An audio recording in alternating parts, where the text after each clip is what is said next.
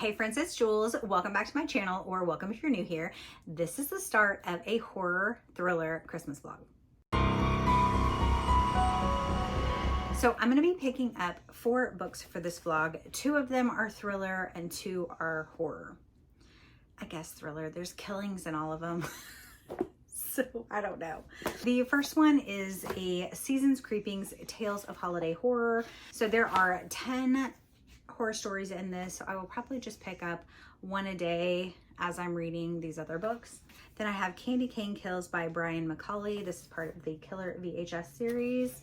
And this one says, when Austin's parents drag him and his little sister Fiona to a remote cottage for Christmas, he's less than thrilled about the forced bonding exercise.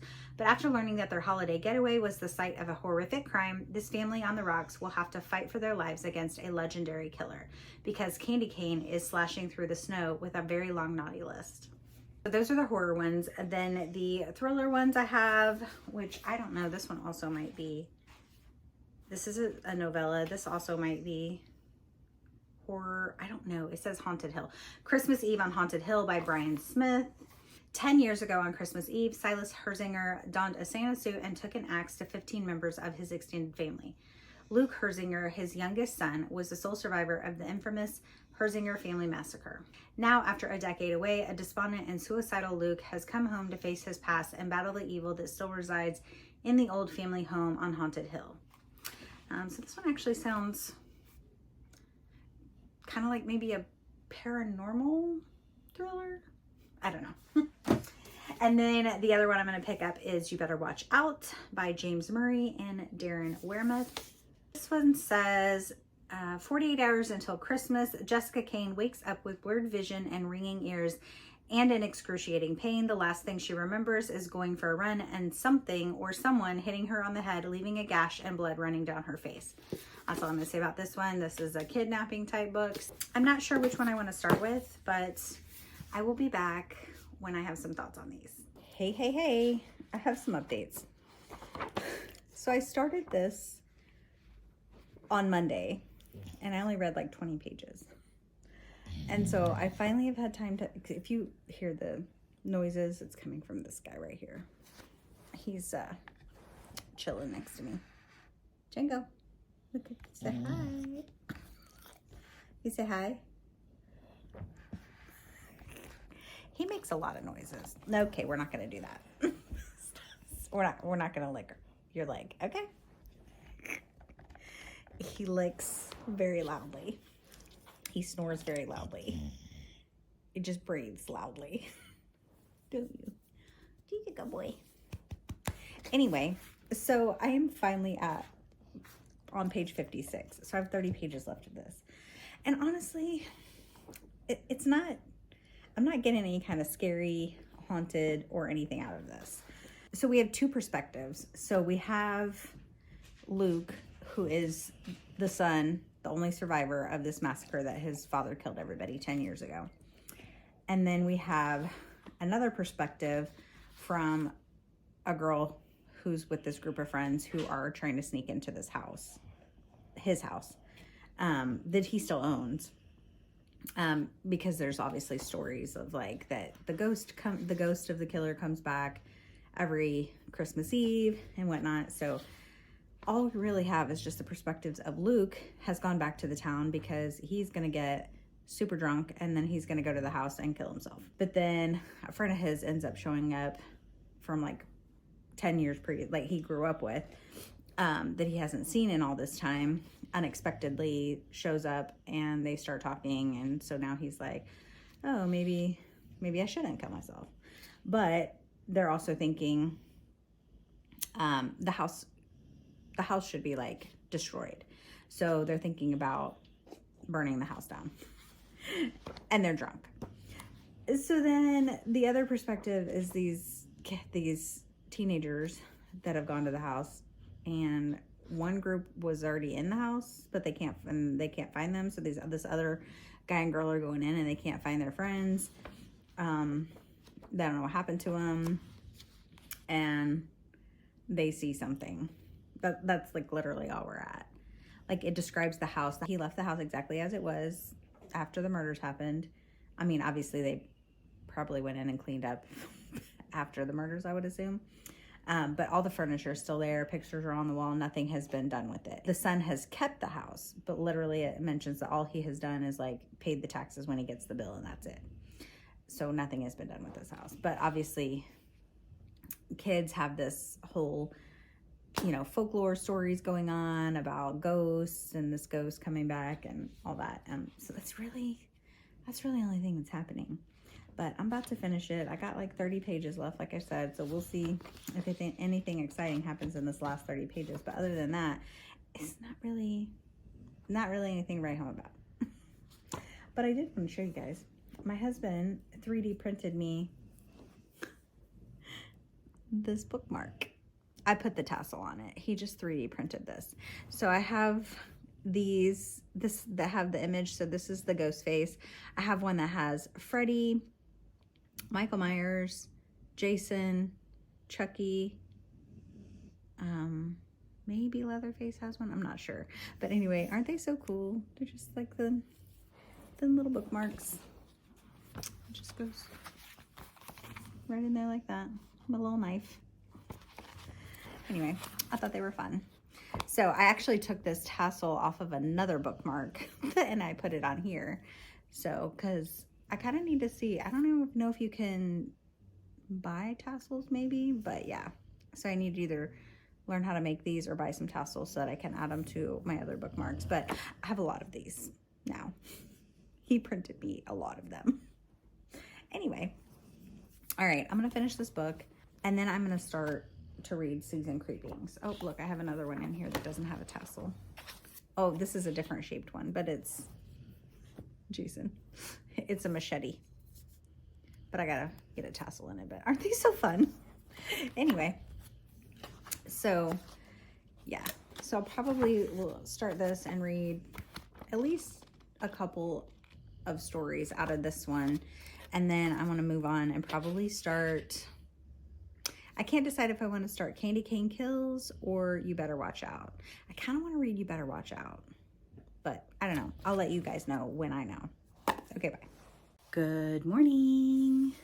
It's time for an update, and I'm also working my day 15 puzzle. Before I talk about the books I read, our neighbor brought something by. So these neighbors that are right next to us now have 3 kids. They're younger, but we have watched them like grow up, you know, over the years because they've been there for quite a while.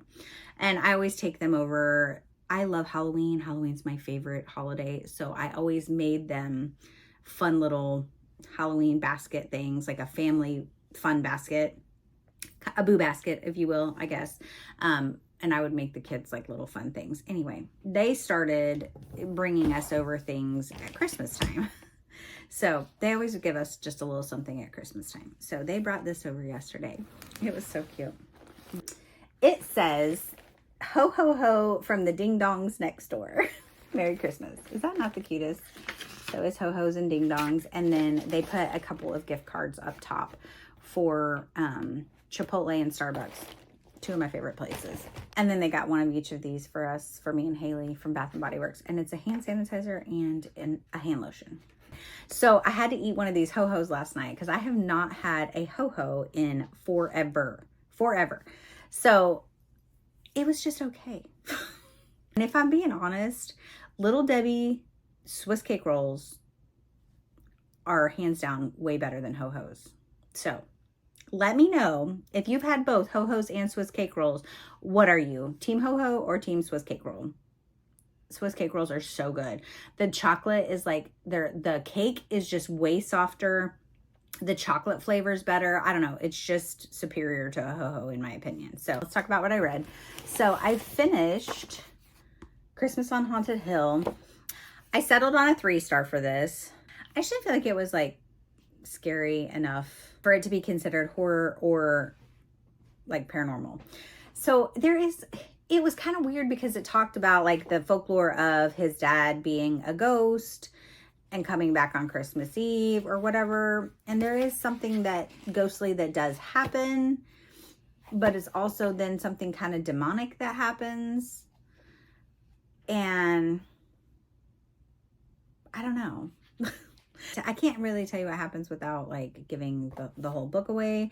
But I mean, just know like that last little section is kind of like a little gory and demonic, but I don't know. It was just kind of meh for me. So that 3 stars. Then I did start Seasons Creepings. I read 3 of the stories last night. So I'm on page 35. So 3 of the stories. The first one, we start that first one off with a bang. It is chock full of like abuse though. Okay. So if you don't like that, this is not the story for you. So we've got domestic abuse, child abuse, very heavy on people like looking the other way when someone's getting abused, but it's called Jingle Bones. And so him and his mom are at this, they're antiquing, and he finds this skeleton decoration. I think it's from like the 90s because we had one as a kid. We're back to those tape them on your wall type decorations. Okay, you guys. Those of you that are old enough to remember, do you remember they were skeletons and they had like all of the bones, arms and legs and everything would move. So they were connected by like little eyelets. So they were movable. He was a movable skeleton and you could put him on the wall in like whatever like kind of position you wanted. So that kind of took me back. So I enjoyed that because I was like, oh, that's fun. Because we had those, you know. But the story itself, heavy on the abuse. And there's a stepdad in here who is the one doing the abusing and whatever. But let's just say there's a little something happens with Jingle Bones and somebody gets his revenge. Anyway, I enjoyed the first one. So I'd say for the first story, 4 stars probably on the first one. The second one was kind of weird. It was shorter. It's called The Skating Pond. Kid and his brother are going out to go ice skating on this pond at this like farm area. And he forgets his skates. He's like, oh, I got to go back and get my skates. And he's coming back and he hears this like crack, which sounds like the cracking of ice. And then when he gets to the clearing where the pond's at, his brother's not there. But there's also no crack in the ice. So she's just gone. And they never find him. And then 20 years later, he has his own kids and he goes back to the same pond. And he again hears this crack, but he ends up seeing something weird with the ice or whatever. Kids disappear. So it's just a short story kind of along that about this weird happening with this crazy ice sucking hole, I guess. Anyway, I didn't really like that one. It was probably maybe a 3 star, maybe 2.5. Then this third story is Depravity Road. And we're in a car with a husband and a wife, their 2 kids. They're traveling. The wife's kind of a not nice person and they're kind of lost. And she's like, you need to just pull over to the next house and you need to ask somebody where we're at and get us to the right place. She's not very nice. And of course the kids are like engrossed in their games in the back, so they don't care. But so he pulls over at this like farmhouse that kind of looks abandoned, and he goes in. He knocks, nobody answers. So he tells the kids, go around back to the outhouse. So this is in the 50s, I think. So that's the thing. These stories are like older, different timelines. Not all of them are in the same year. So they're different years. And he goes back and the kids aren't there, and then thinks they must have gone into the house. So they went in like the back door or something. And so then he goes in, he's looking around. There's nobody there. There's a lot of, strange things around. And the boys come running down. They're like, you got to see all this stuff upstairs. And he's like, no, we need to leave, whatever. So they go out to the car. And the kids are talking about all this stuff they see. And they're like, there was this lady's face that was like her skin or something. I was like, this is a play off Leatherface. So nothing really happens. Like they leave, and then as they're driving out, they stop, the car comes in, and they ask like how to get to this town. And he's like kind of He's like, oh yeah, it's that way. Which leads you to believe that he's probably leading them into, a trap where they're going to get killed. But that's it. So it was okay. It was probably maybe like a 3-star as well. I'm going to put this on hold for now. And then I am going to start You Better Watch Out. So that is what I'm going to do this morning. I have the audio for this. This is only 225 pages, so I should be able to read this today. So I'm going to work my puzzle, listen to the audio. I also need to do a little bit of crafting today. I need to go to the grocery store today. I need to do some cleaning today. It's Sunday. It's the day I do all those things. So I will be listening to this while I do that, and I will give you some updates along the way. Bye. Okay, I'm back from the store. I am putting my groceries away. Really quick before I put my groceries up and I'm going to do some baking. I am 50% through this. This is giving me vibes of like Saw, but not as gruesome. So like they're kidnapped and taken someplace because of something they did. So they're getting punished for something they all did. So it starts off with a bang. Guy gets kidnapped and dog drinking. It never fails, you guys. Guy gets kidnapped right off the bat, and he was actually going to do something bad to the couple that kidnapped him. So kind of like flip switches on him. And he wakes up in this town, and it's like a man-made deserted old-time town. And then he's like kind of walking around and he discovers other people that are also in the same boat. So they've all been kidnapped and been passed out and put in this place. And now they're all... Oh no. Friends, I'm back with an update. I thought I had already recorded a final update for You Better Watch Out. But I was doing some editing today, and I don't see a video for that. So I very well may not have even recorded anything. I had 3 vlogs going at one time. Never again. So I had a cozy vlog that was done with the recording part, but I hadn't finished editing it yet. Then so I still had to keep track of that footage, right? Then I had this thriller vlog that I'm doing, and then I started my final romance vlog. And then this week happened with leading up to Christmas and having Christmas and being busy. And I sat down to edit this morning, and like, I don't have any footage. So, and I don't even have the book anymore. Okay. I took the book to a brewery book exchange thing, which I could have sworn I talked about. Like, I don't know where this footage went, but anyway. So I went with my friend last weekend. Her and her daughter, me and my daughter, went to this brewery that has like a brews and book exchange type thing. So it's basically you go in and they have a bunch of books already out on the table, and then you can bring your books and then you can take books. It's like a book swap. Okay. So I took a lot of books because I had a bunch of books that hadn't sold on Pango. So I took those out of my Pango, and my friend didn't have any books she really wanted to get rid of, or her daughter. And so I was like, it's fine. I got a ton of books. We'll just take a bunch of books, of my books. And then we all just kind of grabbed whatever we wanted. I know I could have sworn I talked about this. I don't know what footage that's in, but it is obviously not for this. Okay. But I took that, point of the story is I took You Better Watch Out, and it's gone. So I don't have it anymore. But I gave that book 4 stars. It was such a fun time. When I first had talked about reading it, I said that it had Saw vibes, but not with all the gore and stuff. That changed because there was a lot of booby traps and a lot of things, appendages getting cut off, things getting ripped open. Like, it was a little gory. So it was a lot of fun. It was very fast paced, lots of gore, all the good stuff that you want in like a horror.